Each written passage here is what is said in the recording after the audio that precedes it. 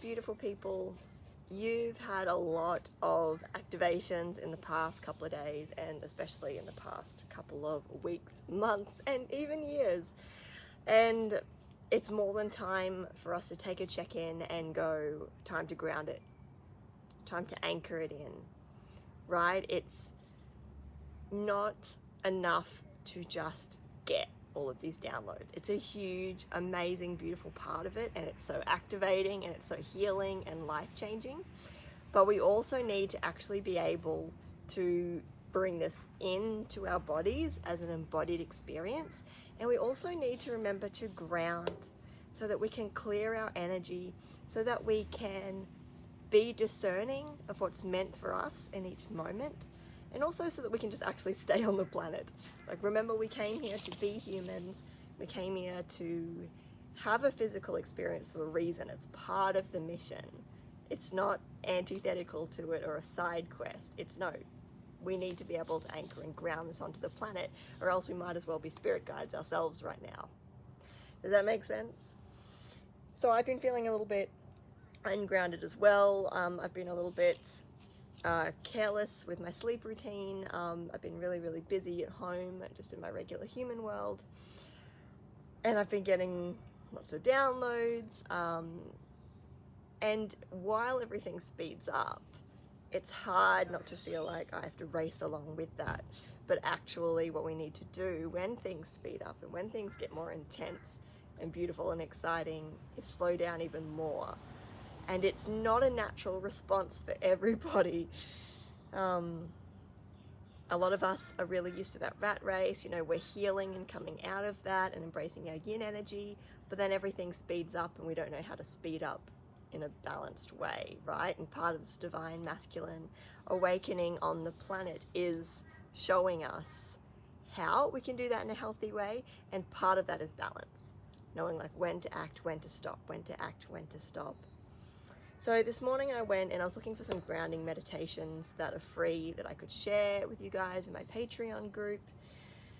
But then I realized that actually, even though guided meditations are awesome and I use them all the time, you're still in your head, right? It's still a mental activity to some degree. And I thought there's nothing better, nothing more clarifying, nothing more cleansing than just getting on the ground, getting out in nature. If you live in an apartment, for example, if you've got, you know, like a live plant in your space or a tree that you can see outside, you can, you know, send your heart out, you can anchor down with those plants and those trees, you can connect with their energy. But if you can, or, you know, you could even put on like a screensaver or a nature documentary or something that helps you recall the frequency of that nature. But I'm very lucky. I live in the inner city, and yet there's quite a lot of greenery where I live. There's this beautiful mango tree behind me. I'm on a patch of very overgrown grass. So I'm gonna do this with you. Here are some grounding techniques that I use to help me remember how beautiful it is that I get to be a human, and that I get to bring all of this amazing heavenly energy into this human body, into this human form, right? It's not a drag being human, it's awesome being human. And I forget that in my embodied experience sometimes. So one of the things I like to do, you've probably heard this before, it's super basic but super powerful, is you just start letting your senses come online. So you list 5 things you can see. So I can see the beautiful shrubs and trees around me. I can see the washing hanging on the line, all of my clothes that kept me safe and warm this week. I can see my kids' scooters. I can see all the flowers, all the bee food growing among the weeds, and I can see my iPad on a tripod in front of me, and you can see how like gratitude starts to build too. Like, wow, how beautiful is this space? I'm so lucky that I have these clothes I love that, you know, I can wash. My kids have these games. There's an abundance of nature and food around me. Here's this iPad I saved up for and now get to make cool things on. And then I think next it's 4 things you can feel. So I can feel the soft texture of my jeans. I can feel the energy moving up my spine as I relax. I can feel the wind moving through my nose and down my throat and into my chest. I can feel mosquito bites on my ankles because apparently we've got mosquitoes already in winter. What are 3 things I can hear? I can hear car doors closing. I can hear the rustling of the leaves. I can hear a crow cawing. Then what are 2 things I can smell? I can smell the fresh grass. And I can smell the aloe vera that I just rubbed all over my face. And what's one thing I can taste? I can taste the chalky film of my herbal toothpaste. There we go.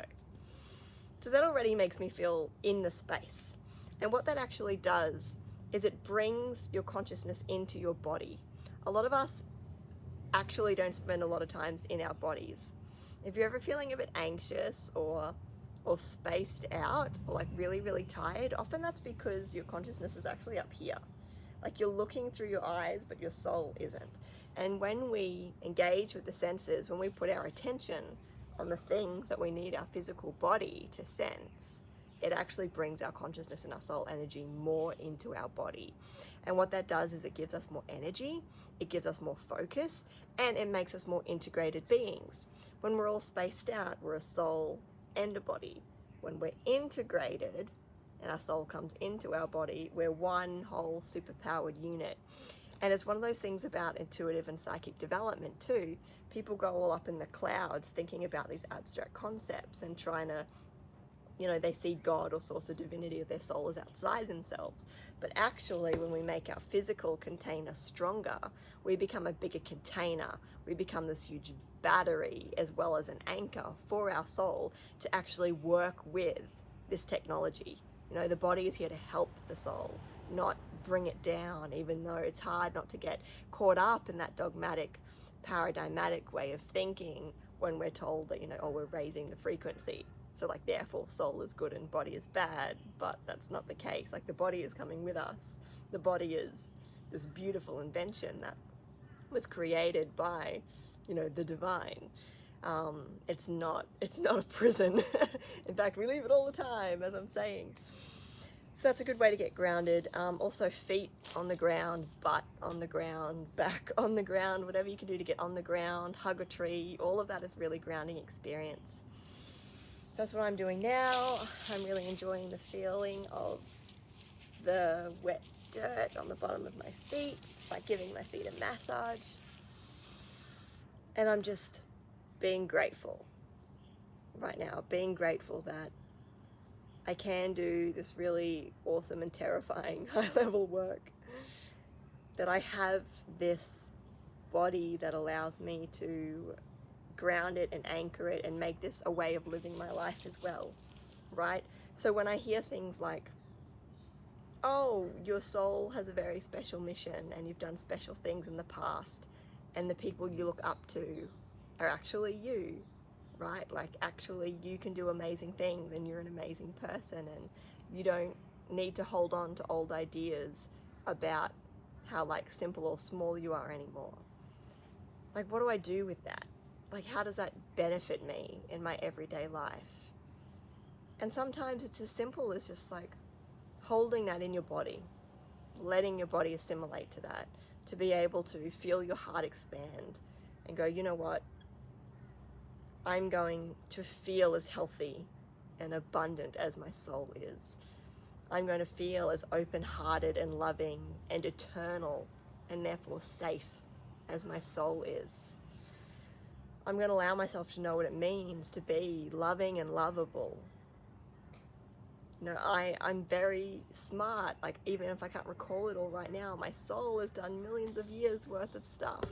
And I have all that in me and I can access that when I'm ready to at any time. And just knowing that it's okay and I have everything I need and I'm well resourced and everything will come to me in the right time. And all I have to do right now is keep breathing and enjoy the process and enjoy the ride. And if you're getting downloads, whether they're something that they come to you intuitively or in your own practices, or if you're listening to someone on YouTube, or you go get a psychic reading or something like that. If it's not immediately making sense to you, or if something feels out of alignment, or there's a resistance there to it, try not to overthink it too much. It could be that the message is wrong, that's been translated incorrectly. It could be that there's just something in your own ego or consciousness that rejects that idea because it goes against your sense of self, right? So you go, well, I don't like being told that I'm a mermaid because I don't even like mermaids, and so therefore I reject that, and that makes me feel anxious, and I don't like that, and it makes me feel gross. Instead of overanalyzing that then and going, oh, am I actually a mermaid? Are they wrong? Like, are they a liar? Or did they make a mistake? Or did I make a mistake? Or is any of this even real or whatever? It's like, just let it go. Like, yeah, maybe like people get things wrong. We get things wrong. Sometimes we're just not ready for it. It's okay. It'll work itself out, but it's not going to work itself out while we're all tense and tight, right? If we're like, how do I make sense of this? The energy is not flowing. It's like you've blocked the plumbing, right? Just let it flow, relax. Put your mind on something else. And often these things will just start to work themselves out in your unconscious and subconscious. When the body's healthy and when you're going with the flow, you actually realize you don't need to put so much effort into everything that you're trying to figure out in your life, because the other parts of your body and soul are doing that for you. Even the universe, as an externalization of your own consciousness, is working it out for you, is processing this. So you can just relax a little bit. Your frontal cortex isn't the one running the show. That's an illusion. So give it a break. It's got other colleagues. The other parts of your brain can work it out. And while your frontal cortex is having a nap, everyone else might go, oh, hey, we figured it out for you. You're safe, you can relax. You're smarter and bigger than you know. And in terms of the universe, our landscape, the things around us, as being an outward manifestation of our processing, that's another good reason to take signs as always being in progress. Right? So sometimes we take signs as like, oh, I have to do this, or I have to do that, or, oh no, I manifested this and this is a bad thing, or this is saying don't do that. The sign might not be saying don't do that for all time. It might not be saying this is who you are and that's never going to change. It might just be that it's reflecting where you're up to in your mental processing, or in your journey, or in your emotional release. The universe is just going, okay, well, hang on, not yet. Or this is what you're ready to hear. You'll get the rest of it later. So it's all in flux. It's a story you're reading. It's not the whole picture. So when we're reading the landscape, go, oh, that's interesting. Okay, I'm heeding that. That's where I'm at right now. So I hope that makes sense. All right. Thank you, Spirit, for giving me this opportunity to talk to these beautiful people. Is there anything else that would be helpful at this time to help them integrate and anchor in all that they've been processing, downloading, receiving, and to help them move elegantly and with self-compassion, grace, and forgiveness as they go through these growth periods?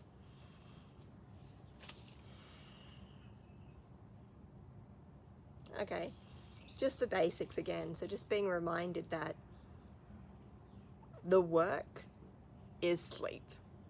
The work is having an extra long hug. The work is enjoying the feeling of the soles of your feet against the earth. All of that is the work, and all of that is healing. And as you heal yourself, you heal the world. As we slow down and make time for the simple things, which are the things that make up all of existence, that's also helping shift everyone. It's helping shift ourselves. It's helping shift the planet. It doesn't always go with our ideas of what progress looks like, but it is. It is a revolution. It's a revolution of the heart. It's a revolution of love. It's a revolution of compassion. And so, if your body is calling out for a nap, if your body is calling out to just like stop work and grab your favorite colleague and say, can we have a hug, and just have a big long hug, thank yourself for that. So like, this is what I'm meant to do right now. My mission in this moment, is to have a long, loving, consensual hug with someone who loves me back. You know, my mission right now is to have a sleep. My mission right now is to go sit under that tree and drink all of this bottle of water. All of these things are important. And all of these things allow us to become more integrated and whole and get back to ourselves so that we can start trusting ourselves again, and so that we can understand how to discern, how to take what resonates at all in the first place as we navigate all this big stuff. So I hope that makes sense, and I hope that's helpful to somebody today. You know, my intention for today was peace of mind, and I think what I need to remind myself is that peace of mind is also peace of body. So wishing everybody peace of mind and peace of body today and all days. Take care.